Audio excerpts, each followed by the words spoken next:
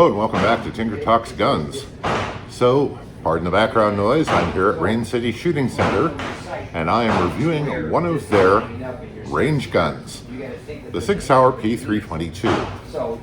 Now this is a roughly Glock 19 size, nice and lightweight, 22 caliber, with a 20 round magazine, firing 22 long rifle. Pretty impressive on the face of it. It has fully ambidextrous controls. It's supposed to lock open on the last round of the magazine. And as you saw, I had a certain amount of issues with that.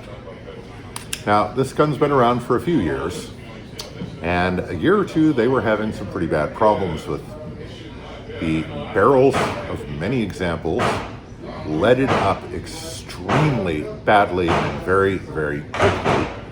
And when the guns were sent back to Sig Sauer, they said they tested them and didn't experience the problem, sent them back, and they kept right on doing it. Then they replaced the barrels, and the guns kept loading up with lead. This is a problem, which, to Sig's credit, they fixed. This gun is having no issues with leading, and eventually the people who had problems with the barrels leading up did get them fixed. But according to the stories, Sig was not exceptionally helpful in this respect, but it is what it is. So what you have, the gun comes with fixed sights with a fiber optic front, black rear, very nice. This has an optics plate, which takes the rear sight with it when you put an optic on it, unfortunately. It has nice serrations up front, nice and deep, very easy to use.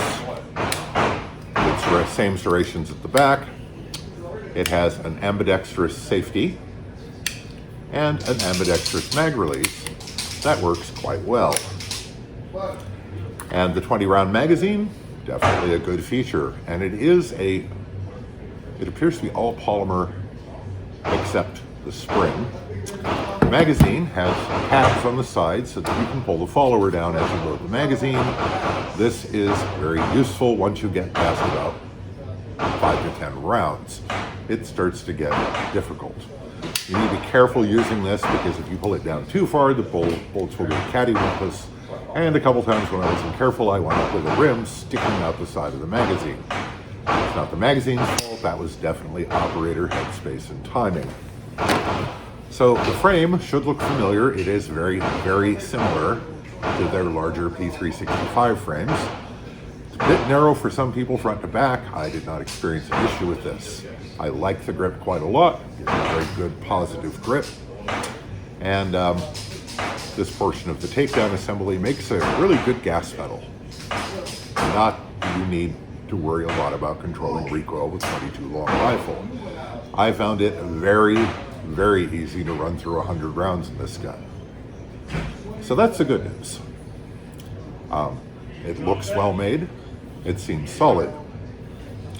And the 20 round magazine is definitely a plus. It would have been a bigger plus if I could have gotten through an entire magazine without light strikes. And there was this tendency for the last round of the magazine to pop straight up past the chamber and wind up sticking out of the ejection port. Not good. Now, in fairness, this is a range gun. It has had the living hell shot out of it. And it may well need cleaning, which could account for the light strikes. Now, I was using CCI AR 22 long rifle, and I've experienced light strikes with this in other guns, so bear this in mind. I have a sample size of 1, and it may not be the gun. All of those rounds did go off when they were restruck, so take it for what it's worth. Overall, my impression is that it's very nice to shoot, except for the light strikes and malfunctions.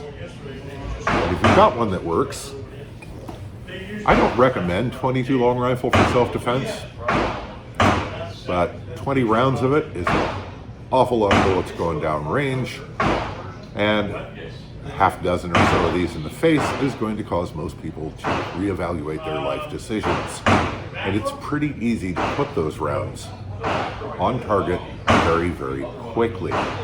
Now, again, this is a range gun. The range guy told me it probably needs cleaning, but that may account for the light strikes, which to me that does not account for shooting the last round out of the magazine and completely missing the chamber so that it ends up stuck sticking out the ejection port.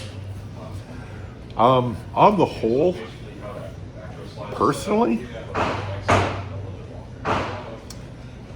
I pass. Your experience may differ. Remember, this is a sample size of 1, and it is a range gun with God knows how many rounds put through it. So, don't take my word for it. Do your research. If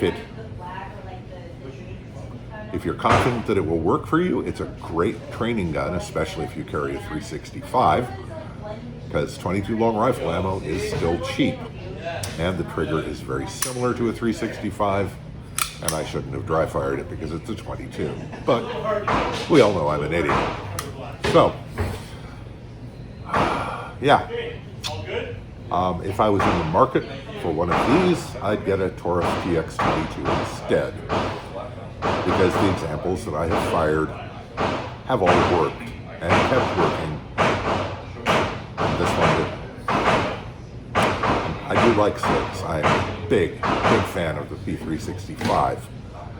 I'm not a fan of this gun. Now, if it works, it's awesome, and I think it's a great gun. But if you've got one that, like this one, for whatever reason does not work, it's not a great gun. What more can I say? So, Sig P322, maybe a bit of a crapshoot. So, I'd like to shout out to my Patreons. This all costs money, and your contributions help more than you know. If you'd like to join my supporters on Patreon, there's a link in the description below. I'd also like to thank channel benefactors, those individuals and businesses who have been ever so helpful with allowing me to use their facilities, contributions of ammo, allowing me to shoot and show you their guns, and any number of ways. Thank you all very much. I hope this finds you well. Stay safe, take care, and we'll talk to you again real soon.